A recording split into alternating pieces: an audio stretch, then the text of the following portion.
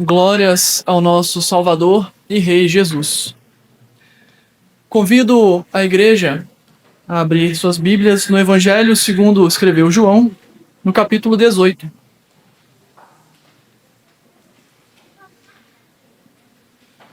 Evangelho de João, capítulo 18. E novamente nós leremos do versículo 33 ao versículo 40.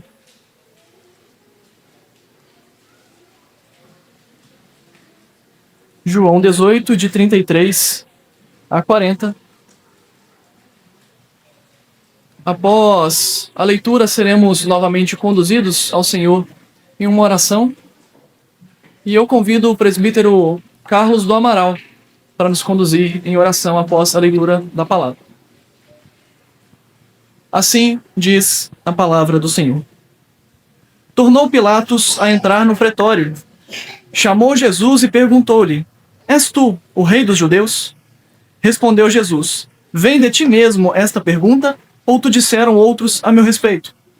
Replicou Pilatos: Porventura sou judeu? A tua própria gente e os principais sacerdotes é que te entregaram a mim. Que fizeste? Respondeu Jesus: O meu reino não é deste mundo. Se o meu reino fosse deste mundo, os meus ministros se empenhariam por mim, para que não fosse eu entregue aos judeus. Mas agora o meu reino não é daqui. Então lhe disse Pilatos: Logo tu és rei. Respondeu Jesus: Tu dizes que sou rei. E para isso nasci, e para isso vim ao mundo, a fim de dar testemunho da verdade. Todo aquele que é da verdade ouve a minha voz. O 38.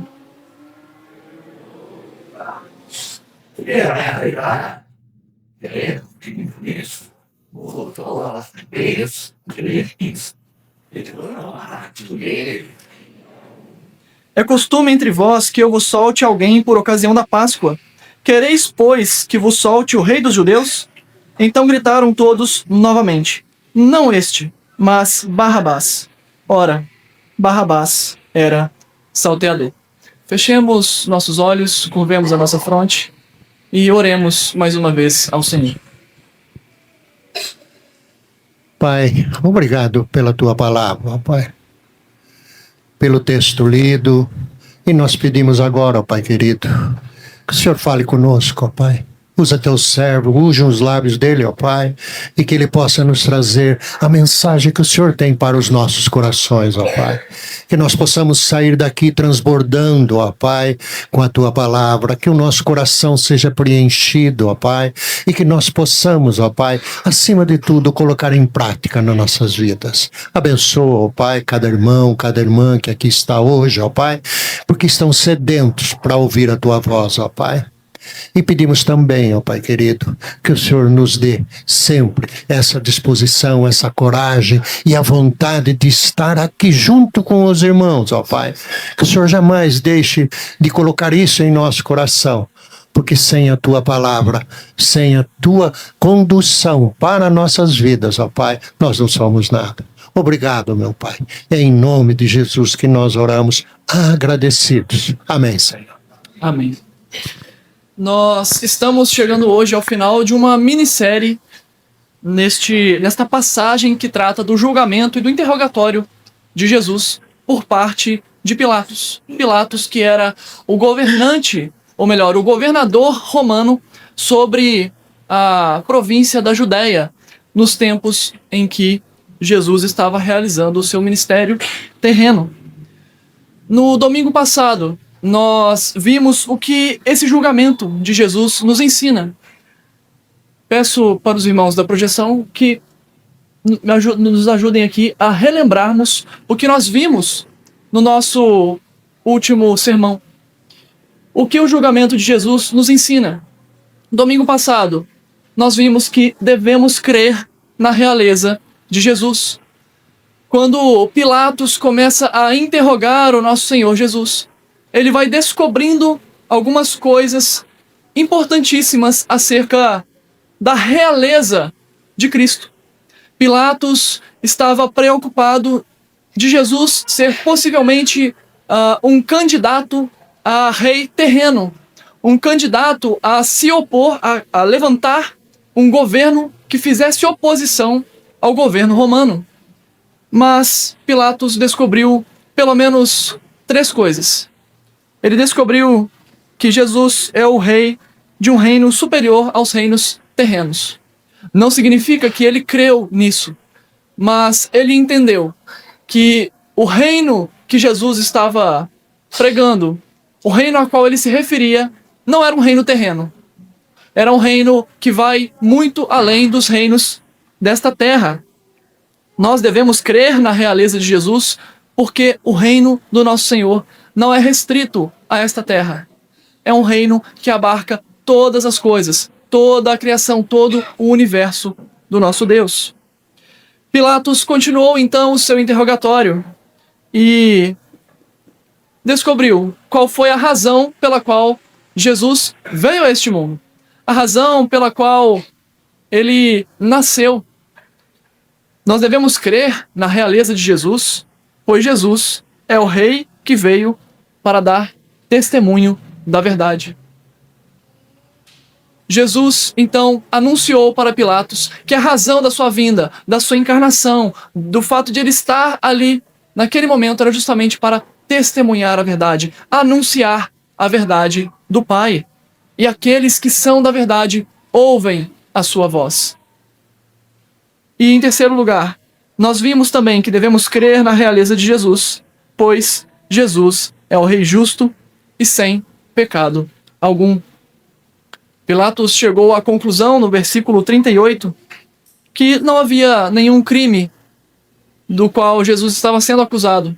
Os judeus haviam apresentado Jesus acusando-o de recusar-se a pagar impostos, acusando-o de perverter o povo e de fazer a si mesmo rei. Mas após a sua investigação, Pilatos chega à conclusão: Jesus é inocente dessas acusações. Não há nele crime algum, não há nenhuma razão de acusação neste homem. Isso é muito importante, meus irmãos, porque por meio do tribunal humano, por meio da justiça romana, nós tivemos a comprovação da inocência do nosso Senhor. Ele foi entregue para ser morto como um criminoso, sendo ele mesmo inocente.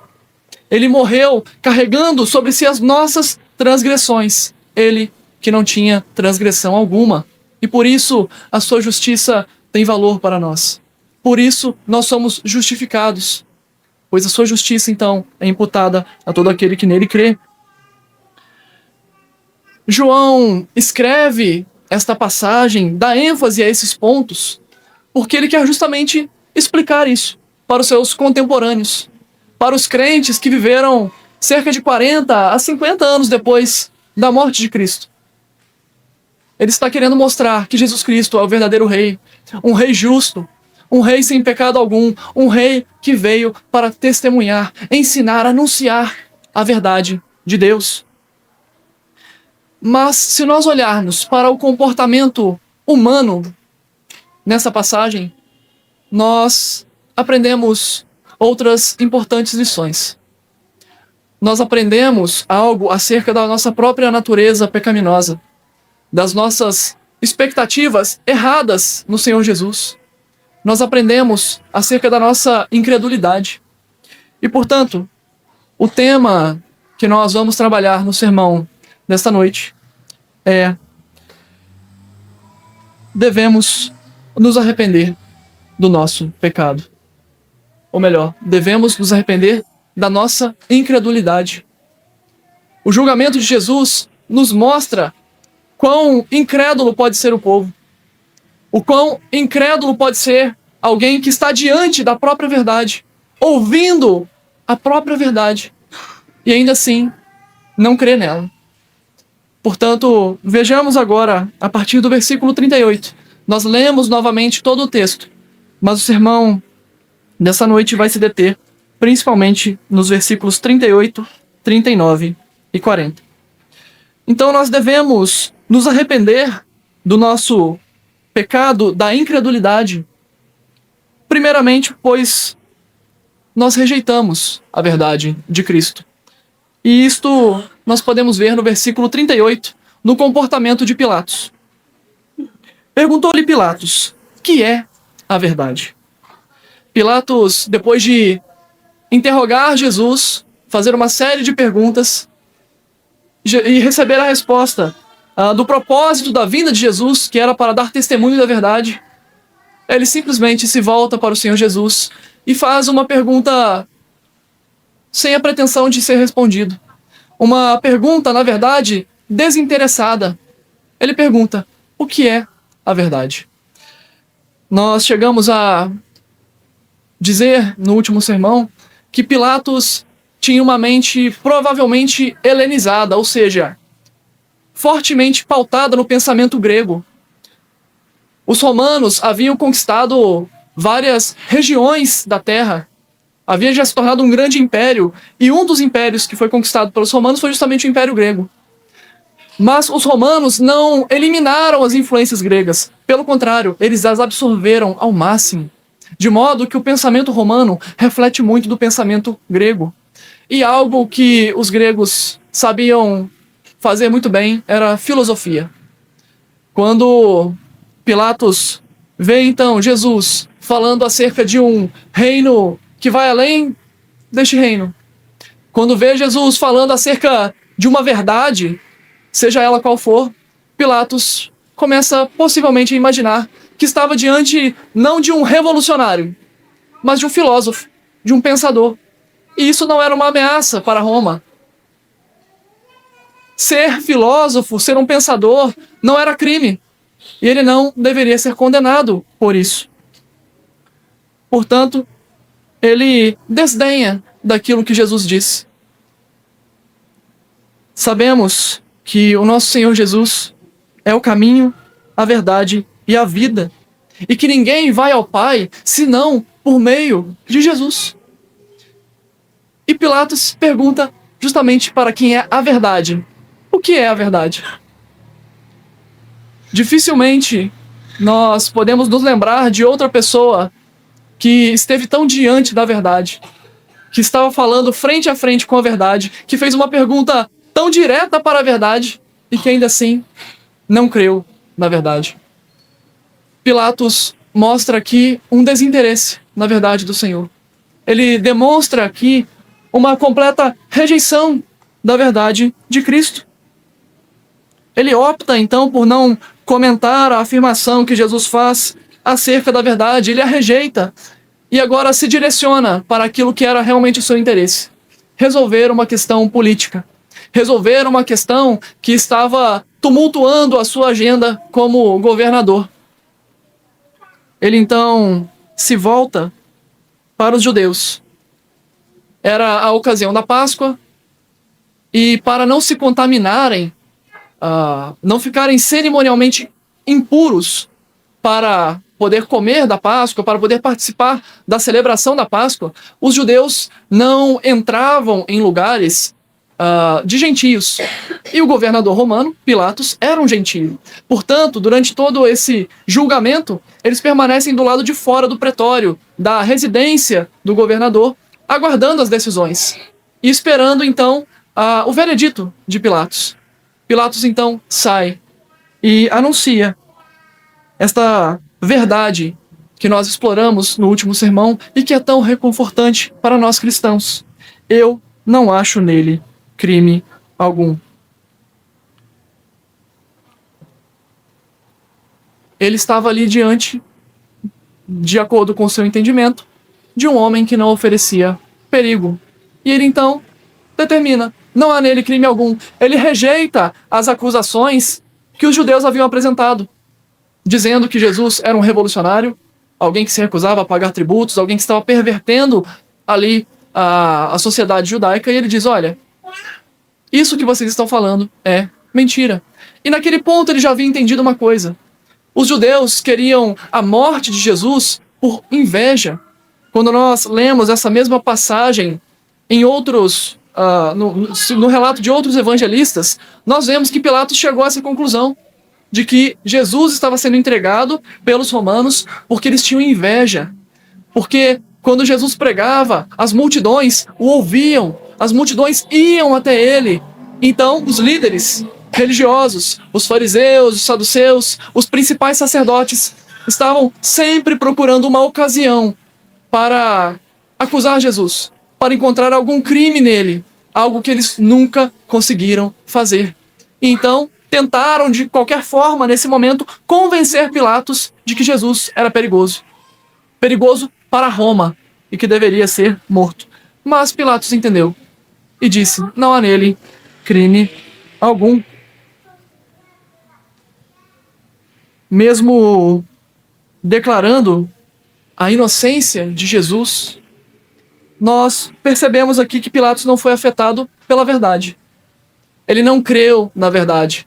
Em momento algum nós vemos que ele se interessou por conhecer mais da verdade que Cristo estava anunciando, diferente de tantos outros que ouviram e se maravilharam da doutrina de Jesus. Pilatos queria apenas resolver esse problema. Ele não tinha nenhum interesse nas questões religiosas dos judeus. No último sermão nós vimos que aqueles que são da verdade ouvem a verdade. É o que Jesus diz no versículo 37. Todo aquele que é da verdade ouve a minha voz. Ao se portar dessa forma, rejeitando a verdade que Cristo estava anunciando, Pilatos mostra que ele mesmo não era um dos que ouviam a voz de Cristo. Ele não era um daqueles que pertenciam à verdade. E em várias outras ocasiões, nós vemos Jesus sendo rodeado por inúmeras pessoas interessadas apenas nos seus milagres, interessadas apenas naquilo que Jesus poderia dar de imediato, no pão, nos peixes, naquilo que Jesus pudesse multiplicar para alimentá-los, mas não estavam interessados na verdade. Muitos que aparentemente criam na palavra de Jesus, na verdade que ele estava anunciando, na verdade a rejeitavam quando não extraíam, entendiam que não era mais possível extrair nenhum benefício rápido dessa verdade. Por exemplo, na ocasião em que Jesus havia multiplicado pães e peixes, vemos que Jesus é rodeado por judeus que começam a perguntar: até quando nos deixarás a mente em suspenso? Se tu és o Cristo, dize-o francamente. Respondeu-lhes Jesus: já vou-lo disse e não credes. As obras que eu faço em nome do meu Pai testificam a meu respeito, mas vós não credes, porque não sois das minhas ovelhas. As minhas ovelhas ouvem a minha voz, eu as conheço e elas me seguem. Grande parte daquelas multidões que seguiam ao Senhor Jesus não criam nele de fato, queriam apenas os milagres, queriam apenas os sinais, os pães e peixes multiplicados, mas não eram das suas ovelhas. Eles não ouviam a voz do Senhor, não ouviam a voz do bom pastor. Eles rejeitavam essa verdade de Cristo, mesmo estando junto dele, muitas vezes. Mesmo que atravessassem até o mar, se fosse necessário, para poder alcançar Jesus e estar com ele. Pareciam crentes de verdade, mas não eram. Estavam rejeitando esta verdade quando ela apresentava o seu custo, apresentava as suas dificuldades e quando ela não dava nenhum retorno aparente. O que isso nos ensina, meus irmãos? O que nós extraímos acerca deste comportamento de Pilatos, dessa reação que ele teve, da reação que os judeus tinham ao rejeitar a palavra de Cristo, a verdade que Cristo anunciava? Primeiramente, que o Senhor tenha misericórdia de nós, de modo que nós creiamos nessa verdade, de modo que nós não a rejeitemos. Parece que é algo distante de nós, mas mesmo em arraiais cristãos, muitos têm rejeitado a verdade do Senhor. Muitos têm procurado aquilo que agrada aos seus ouvidos. Não têm procurado pautar as suas vidas segundo as Escrituras dizem, segundo os ensinamentos do nosso Senhor, mas segundo aquilo que dá coceira nos ouvidos. Paulo, escrevendo a Timóteo, diz: pois haverá tempo em que não suportarão a sã doutrina. Pelo contrário, cercar-se-ão de mestres segundo as suas próprias cobiças, como que sentindo coceira nos ouvidos, e se recusarão a dar ouvidos à verdade, entregando-se a fábulas. Irmãos, isso não está distante de nós. Muitos falsos mestres ensinam aquilo que nós queremos ouvir, aquilo que afaga o nosso ego, que acalenta o nosso coração, que nos dá sensação de prazer, de bem-estar. Que coisa boa estar aqui, que clima agradável. Mas a palavra está completamente distante da verdade do Senhor. E muitos que pensam estar seguindo a Cristo estão rejeitando a verdade das Escrituras, a verdade daquilo que Cristo veio para revelar, para testificar, testemunhar, em função de fábulas, em função de contos que agradam e que saciam o nosso prazer e o nosso ego.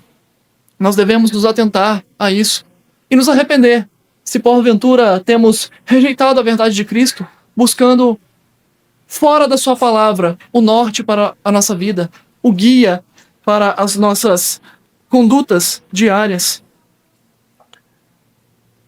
Nós podemos não estar negando totalmente, rejeitando totalmente a verdade, mas nós podemos estar vivendo como aqueles que rejeitam essa verdade, quando nós não nos empenhamos em guardar aquilo que o Senhor diz e praticar dia após dia. Quando as Escrituras dizem para guardar os mandamentos do nosso Senhor, não está falando de guardar no sentido de saber somente, mas de praticar, de experimentar, de andar conforme essa verdade. Aqueles que são da verdade ouvem a voz do Senhor. E o ouvir aqui está associado a obedecer. Pilatos não estava interessado em obedecer essa verdade. Os judeus, os principais sacerdotes que estavam acusando Jesus, não estavam interessados nessa verdade, que é a verdade do próprio Deus. Eles que diziam conhecer a verdade do Senhor, conhecer as Escrituras, estavam rejeitando aquilo que as Escrituras mesmo diziam. E a temática da verdade é muito importante para o apóstolo João. Quando nós paramos para analisar com mais cautela os escritos de João, vamos ver que ele fala muito sobre a verdade do nosso Senhor. E na sua primeira epístola, João diz: aquele que diz, eu o conheço, ou seja, eu conheço a Deus, eu conheço ao meu Senhor, e não guarda os seus mandamentos, é mentiroso, e nele não está a verdade. A verdade está associada a viver em conformidade com os mandamentos do Senhor, com aquilo que o Senhor Jesus nos ensinou. E nós muitas vezes rejeitamos essa verdade quando nos recusamos a viver de acordo com ela. Seja para sairmos de alguma situação difícil, seja para agradar um familiar, para agradar um chefe ou alguém no trabalho, para ter uma vida mais fácil. O Senhor sabe de todas as coisas, eu vou cometer esse pecado, mas Ele sabe, Ele tem misericórdia de mim. E hoje pela manhã na nossa escola dominical, tivemos até uma participação interessante, em que disseram, vou pendurar a minha fé no prego e vou cometer esse pecado. Muitos cristãos vivem dessa maneira, deixando a verdade do Senhor de lado, para viver segundo aquilo que agrada, segundo aquilo que resolve a situação. Na segunda epístola de João, ele diz: fiquei sobremodo alegre em ter encontrado dentre os teus filhos os que andam na verdade, de acordo com o mandamento que recebemos da parte do Pai. João está aqui alegre, ele está se endereçando a uma senhora, que na verdade é a personificação de uma igreja, cujos filhos, cujos crentes daquela igreja estavam andando segundo a verdade que receberam do Pai. Andar segundo a verdade é andar segundo os mandamentos do nosso Senhor. E nós a rejeitamos quando não cumprimos esses mandamentos, quando rejeitamos os mandamentos do Senhor. Então nós percebemos que rejeitamos a verdade do Senhor muito mais do que nós imaginamos, muito mais do que nós desconfiamos de nós mesmos. Pelo fato de estarmos na igreja, pelo fato de estarmos com os irmãos com frequência, podemos pensar, olha, eu estou bem, estou caminhando na verdade. Mas devemos nos atentar e nos arrepender de todas as vezes que rejeitamos a verdade de Cristo vivendo fora dos padrões que ela exige de nós.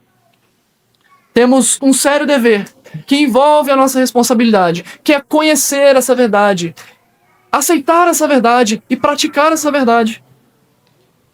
Mas é o próprio Senhor Jesus que nos capacita a vivê-la.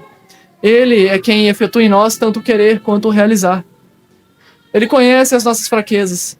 Ele sabe que nós somos tentados a deixar a verdade em todo o tempo. Mas uma vez que nós somos das suas ovelhas, Ele cuida de nós. Quando nos afastamos, Ele nos resgata. O seu bordão e o seu cajado nos consolam quando começamos a querer escorregar. Se somos ovelhas de Cristo, Ele vai garantir que cada um de nós chegue a salvo no aprisco.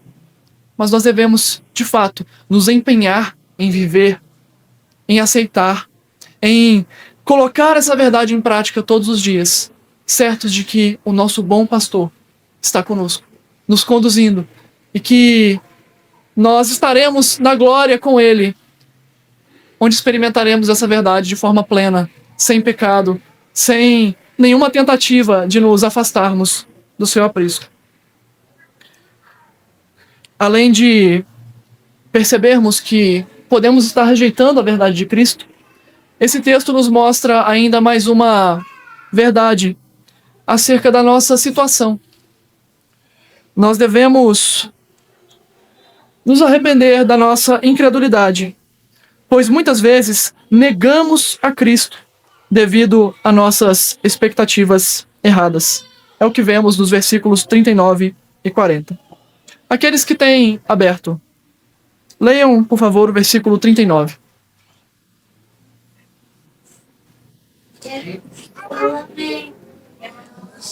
Que eu vos solte alguém por ocasião da Páscoa.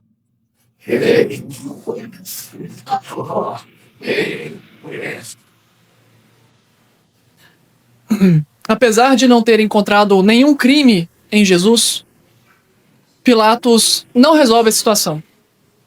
O que seria certo a fazer, como alguém que estava julgando aquela situação, era dizer: olha, não há crime algum nele, vou soltá-lo e ele estará então livre. E vocês julguem segundo o seu próprio costume, segundo as suas próprias leis. Mas os judeus não queriam simplesmente que Jesus fosse julgado, fosse preso ou algo do tipo. Eles queriam ver Jesus morto. E somente o governo romano poderia executar a pena de morte naquele tempo. Os judeus executavam essa pena por apedrejamento. Mas uma vez que Roma havia dominado a Judéia, somente Roma poderia executar. Por isso, a crucificação, que era o meio que os romanos utilizavam para executar ali os piores criminosos daquele tempo. Pilatos não encontra crime em Jesus, mas ainda continua provocando uma situação na tentativa de parecer indulgente para com os judeus. Como governador, era interessante para ele se mostrar de alguma maneira favorável aos judeus. Parecer um governante bonzinho, para que não houvesse conflitos, para que não inflamasse no povo um desejo ainda maior de se rebelarem contra Roma. Pilatos era um político. E ele pensa uma estratégia política aqui para resolver essa situação. Ele entende que Jesus deve ser solto, que ele é inocente. Mas ainda assim ele quer parecer que está dando um favor aos judeus. Então, ele evoca um costume da Páscoa.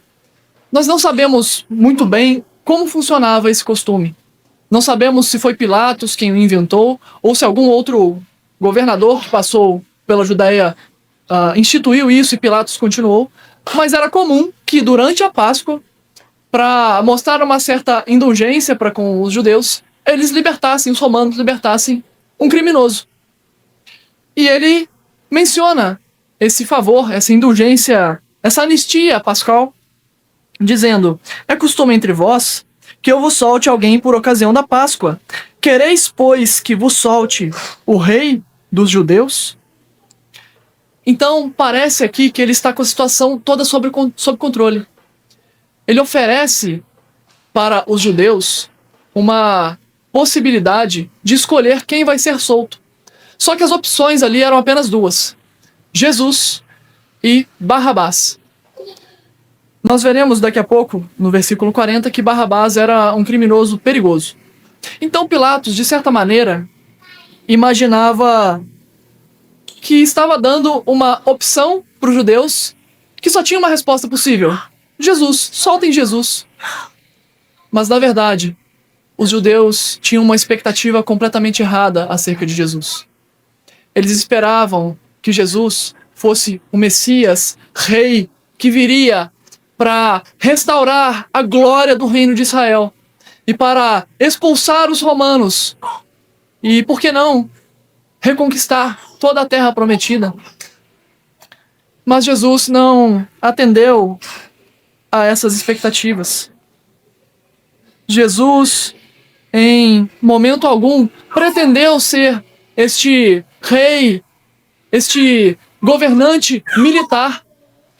Quando nós vemos outras situações em que Jesus esteve diante das multidões, vemos a seguinte passagem no capítulo 6 de João. Vendo, pois, os homens o sinal que Jesus fizera, disseram: este é verdadeiramente o profeta que devia vir ao mundo. Sabendo, pois, Jesus que estavam para vir com o intuito de arrebatá-lo, para o proclamarem rei, retirou-se novamente, sozinho, para o monte. A expectativa messiânica do Cristo que viria do descendente de Davi era altíssima. Os judeus olhavam para Jesus, para os seus milagres, para os sinais que ele realizava e diziam: este é o profeta que foi prometido. Este é o homem que vai restaurar a glória de Israel. Mas Jesus em nenhum momento confirmou essas expectativas.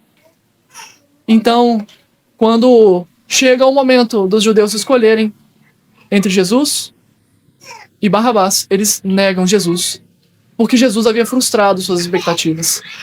Imagine os judeus que queriam se ver livres do governo romano e encontraram ali em Jesus a sua expectativa para essa libertação. E eles veem Jesus preso. Eles veem Jesus humilhado. E em seguida, eles veem Jesus sendo açoitado e zombado. Por quem? Pelos romanos. Por Pilatos e por seus soldados. As expectativas deles foram por água abaixo. Então, eles querem se vingar de Jesus. Eles querem que ele seja de fato eliminado. Então, Pilatos pergunta: quereis, pois, que vos solte o rei dos judeus? Ele achava que a resposta era simples. Ele achava que os judeus escolheriam: olha, temos Barrabás e temos Jesus. Vamos escolher então Jesus, porque Barrabás é um criminoso perigoso. Mas não é isso que acontece. Então gritaram todos, novamente: não este, mas Barrabás. A multidão que ali estava levantou a sua voz, gritando em resposta. E, de certa forma, eles estavam com raiva, frustrados, porque Pilatos também fazia questão de tratar Jesus como rei dos judeus, de forma a zombar dos judeus. Ele queria mostrar que Roma era mais poderosa, e que aquele que se apresentava como rei dos judeus estava debaixo do seu poder. E então, tomados de fúria, revoltados com aquela situação, os judeus gritam: não este, mas Barrabás. É um não enfático. É como se todos gritassem várias vezes, como se uma grande multidão tivesse se ajuntado ali nas portas do pretório, gritando: não este, mas Barrabás, até então que Pilatos atendesse a isso. E as acusações partiram dos sacerdotes, mas eles, como líderes, inflamaram todo o povo, conforme registra Mateus. Mas os principais sacerdotes e os anciãos persuadiram o povo a que pedisse Barrabás e fizesse morrer Jesus. Jesus, que havia entrado pelos portões de Jerusalém com tanta glória, com tanta pompa, com o povo dizendo: Hosana, bendito aquele que vem em nome do Senhor, agora está sendo acusado e ouve as multidões gritando: não este, mas Barrabás. Jesus não correspondeu às expectativas daquele povo. E por isso, eles o negaram. Escolhendo então Barrabás. E é interessante que João coloca aqui o seu comentário acerca dessa situação, para explicar a gravidade daquela escolha. Ele diz no finalzinho do versículo 40, ora, Barrabás era salteador. Um salteador, geralmente na Bíblia, é apresentado como um ladrão. Temos até a parábola do bom samaritano, que é atacado ali por salteadores que roubam os seus pertences e o deixam ferido ali. Já seria algo grave se fosse apenas isso. Só que, provavelmente, Barrabás não era um bandido qualquer, não era simplesmente um salteador. Não era simplesmente alguém que ficava pelo caminho assaltando pessoas que passavam ali desprevenidas. Existe uma grande chance de Barrabás não estar preso naquela ocasião à toa. Havia, naquele tempo, um partido dentre os judeus chamado Zelotes. Estudiosos apontam que provavelmente Barrabás estava naquela situação, prestes a ser crucificado, porque ele, de fato, era uma ameaça para Roma. Os Zelotes se opunham fortemente ao governo romano, realizando atos de guerrilha, por assim dizer, até mesmo de terrorismo. Outros evangelistas vão dizer que Barrabás havia sido preso por causar uma sedição na cidade, tendo se envolvido até mesmo em um homicídio. Ou seja, Barrabás era um criminoso perigoso. Não era simplesmente um ladrão. Ele era um criminoso perigoso. Possivelmente, os ladrões que foram para a cruz com Jesus eram seus cúmplices ali. Estavam envolvidos nessa sedição. Eram então criminosos perigosos, e Barrabás talvez um líder. Era alguém conhecido pela sociedade. Provavelmente um líder de alguma facção, de algum grupo revolucionário. Pilatos deu aos judeus duas opções: Jesus ou Barrabás? E o que os judeus responderam? Barrabás. Solte Barrabás. Querendo se vingar de Jesus, considerando Jesus alguém pior do que um assassino, eles escolhem um salteador, um homem que causava tumultos na sua sociedade. E vejam a completa inaptidão política de Pilatos. Ele se preocupou tanto com o fato de Jesus ser uma ameaça para Roma, que conseguiu o quê? A libertação de alguém que realmente era uma ameaça para Roma, de alguém que realmente estava interessado em prejudicar o domínio romano. João reconhece a gravidade disso, a completa inversão de valores que aconteceu naquele tempo. O povo estava com as expectativas erradas em Jesus e, portanto, preferiu um assassino. E isso que realmente nos choca, nos chama a atenção, também fazia parte do plano de Deus. Jesus precisava ser acusado. Jesus precisava ser morto pelos nossos pecados para que a sua obra fosse concluída. Ele precisava morrer da forma como morreu, para que a sua obra de fato se cumprisse e que a sua justiça então fosse imputada a nós. Mas isso não muda o fato de que o povo ali foi culpado de escolher um homicida. Quando nós lemos o discurso de Pedro em Atos, nós vemos o seguinte testemunho: o Deus de Abraão, de Isaque e de Jacó, o Deus de nossos pais, glorificou a seu servo Jesus, a quem vós traístes e negastes perante Pilatos, quando este havia decidido soltá-lo. Vós, porém, negastes o santo e o justo, e pedistes que vos concedessem um homicida. Dessarte, matastes o autor da vida, a quem Deus ressuscitou dentre os mortos, do que nós somos testemunhas. Pela fé em o nome de Jesus, é que esse mesmo nome fortaleceu este homem, que agora vedes e reconheceis. Sim, a fé que vem por meio de Jesus deu a este saúde perfeita na presença de todos vós. E agora, irmãos, Eu sei que o fizestes por ignorância, como também as vossas autoridades, mas Deus assim cumpriu o que dantes anunciara por boca de todos os profetas, que o seu Cristo havia de padecer. Arrependei-vos, pois, e convertei-vos, para serem cancelados os vossos pecados, a fim de que da presença do Senhor venha um tempo de refrigério, e que envie ele o Cristo, que já vos foi designado, Jesus, ao qual é necessário que o céu receba até os tempos da restauração de todas as coisas de que Deus falou por boca dos seus santos profetas desde a antiguidade. Para aqueles que estão anotando, este discurso está lá em Atos, capítulo 3, versículo 13 ao 21. Pedro está aqui confirmando que o povo é sim culpado de ter negado Jesus. O povo que o entregou para a morte, que escolheu um homicida, é culpado pelo que fez e que deve se arrepender por isso. Mas ao mesmo tempo nós vemos a providência do Senhor. Nós vemos o soberano decreto do Senhor acima de todas as coisas, para que a obra do seu Filho se concretizasse exatamente como deveria ser. E assim como os judeus tinham expectativas erradas acerca de Cristo, muitos que professam a fé cristã hoje o fazem tendo em vista as expectativas erradas.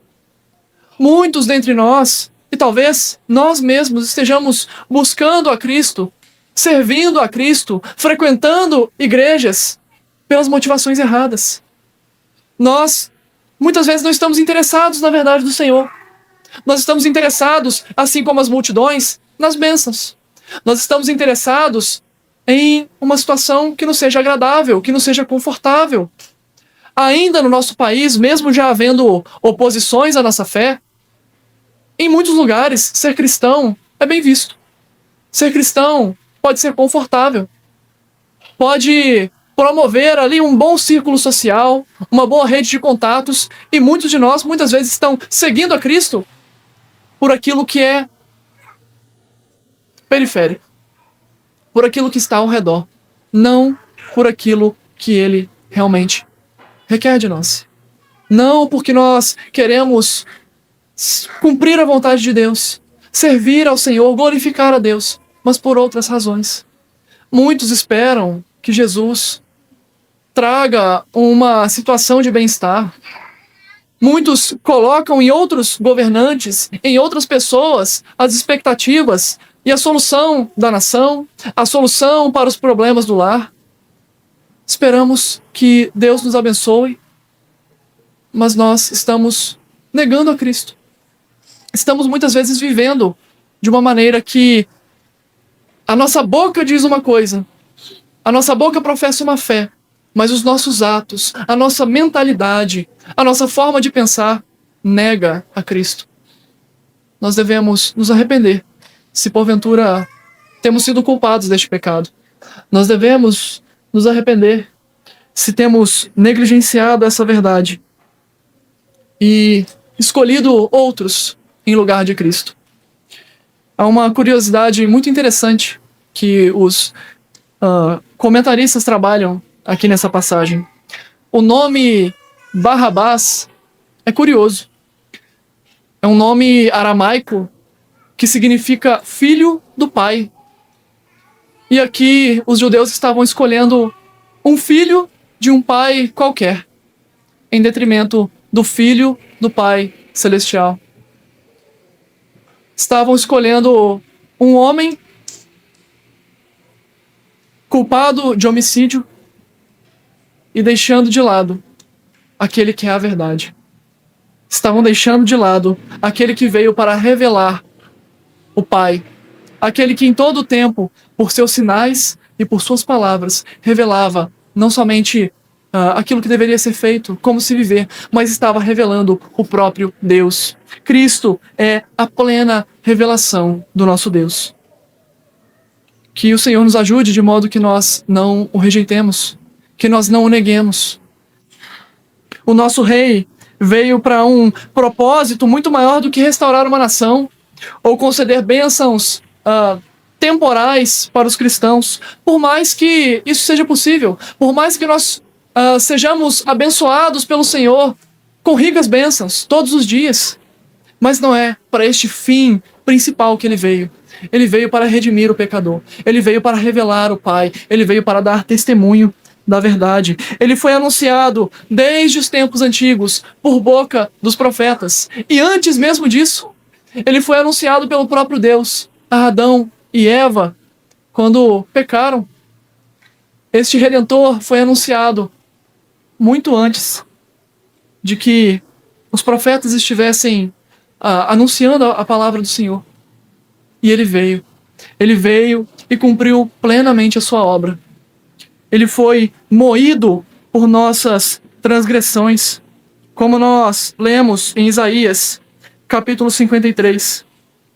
Certamente ele tomou sobre si as nossas enfermidades, e as nossas dores levou sobre si, e nós o reputávamos por aflito, ferido de Deus e oprimido, mas ele foi traspassado pelas nossas transgressões e moído pelas nossas iniquidades. O castigo que nos traz a paz estava sobre ele, e pelas suas pisaduras fomos sarados. Naquela cruz, Cristo morreu como um criminoso, carregando sobre si as nossas culpas, carregando sobre si as nossas transgressões, para nos salvar dos nossos pecados.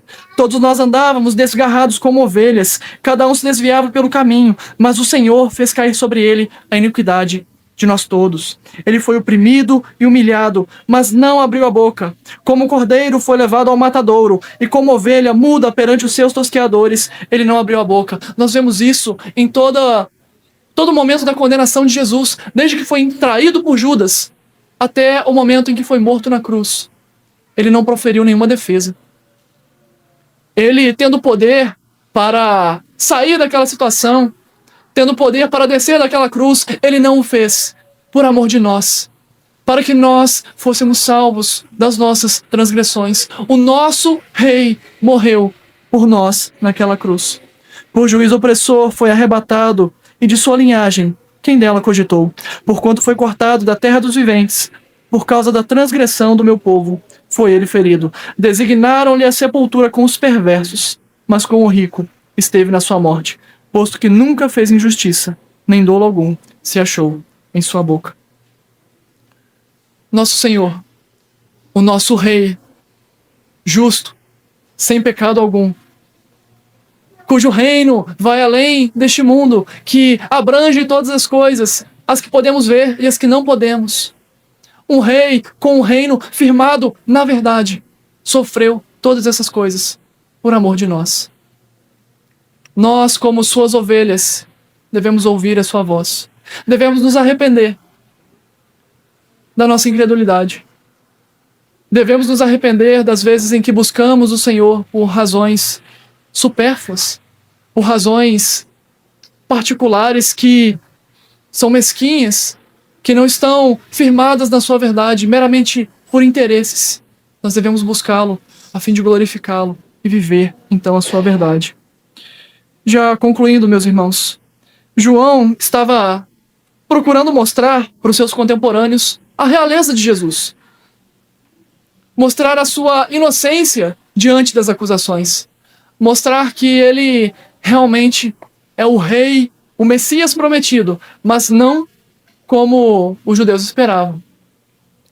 E, por contraste, acabou mostrando também como é a nossa natureza.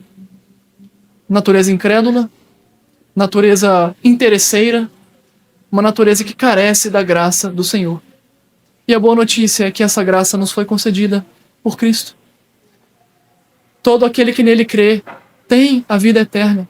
Todo aquele que pertence às suas ovelhas ouve a sua voz. Nenhuma de suas ovelhas será perdida.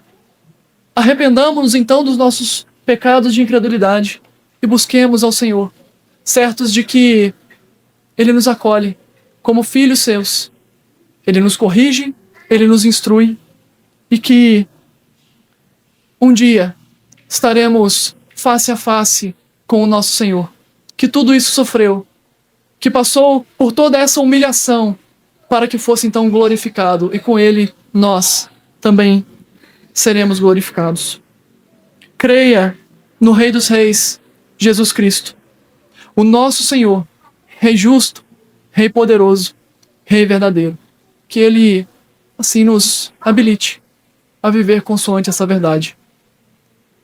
Que Ele nos conceda graça diante das tentações que nós sofremos, das expectativas erradas que nós temos e nos corrija mediante a sua palavra, que é a verdade. Amém.